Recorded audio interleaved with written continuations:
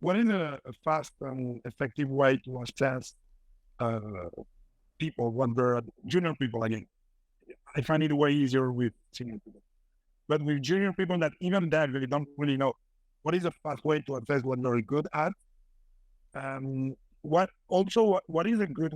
When should you stop coaching and just give up? Like, let's say I have a person, they're amazing at sales. So at the beginning, I will be coaching, like, yeah, I know you're a great salesman, but I still need you to fill your expenses. What is the point to just say, okay, they're never going to fill their expenses, but they're an amazing salesperson. And it's not like I'm going to fire them because we're not fighting the expenses. Or is it been like a caricature, but you can do it? Yeah. Okay, well, first of all, for assessing, what I'll say is that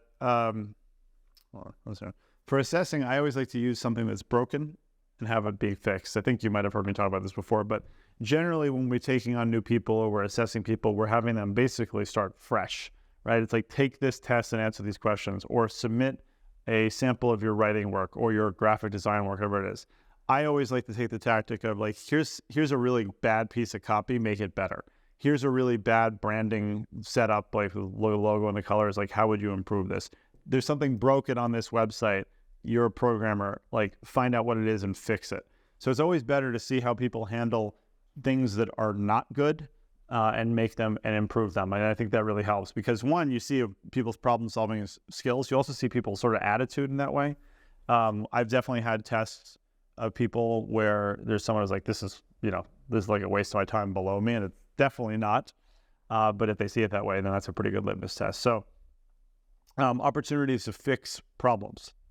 That to me is like the best way to assess somebody's abilities and see how they handle it. With this example again that I used yesterday, or from yesterday, I rewrote this process, and when I gave it to the person, they got very, very defensive about it and was like, "Why was I consulted? Is this trying to take this position away? Because I don't think whatever." So it's very telling. You sort of have to give people that opportunity to sink or swim.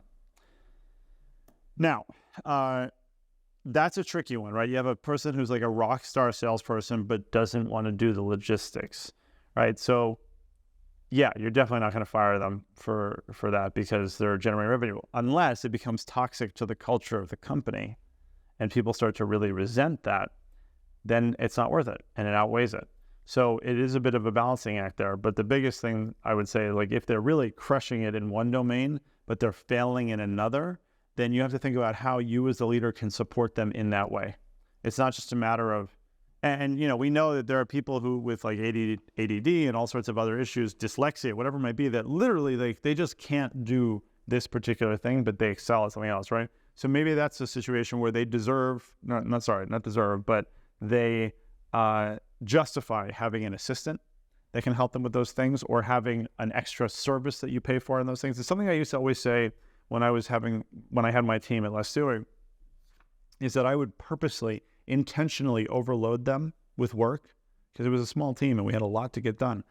But I would do that with the full understanding by everybody that they had any resource that they needed to help them get those things done. So if they needed to hire an assistant or get a specialist on Fiverr or sign up for some service, they could do that.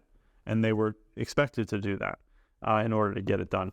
So that's the thing is, if somebody's really doing a great job there and there's no like malicious intent to not do the other stuff, if somebody's just being a jerk and they're like, yeah, I don't need to do this, that's a different issue, but that's not what we're talking about.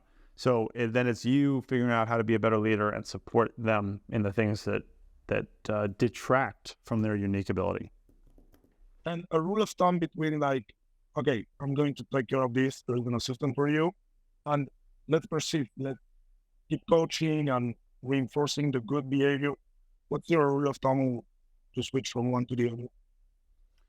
You mean switch between coaching and resource providing?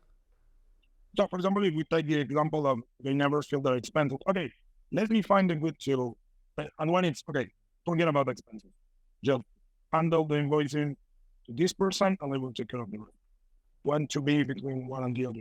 So the real answer is that we never stop either, right? We never stop providing the resources and we never stop coaching. The difference is that the resources is a little bit more of a finite thing, right? Because there's a limit to how much resources somebody would actually need, right? It's not like, here's an assistant, now you need another one, now you need a third one, now you need 4 assistants. Like, that just doesn't happen, right? So at some point we stop needing to provide resources to do what they do, and then the coaching continues, because we're always going to be coaching the people that work with us, but it's going to be less and less and less. So as long as that is on the decline, and it's like we get to a point where the resources are done, and now the coaching can take over, and eventually that kind of goes down and you get to that point. If that's not happening, if they're needing more and more coaching and more resources, then something's wrong.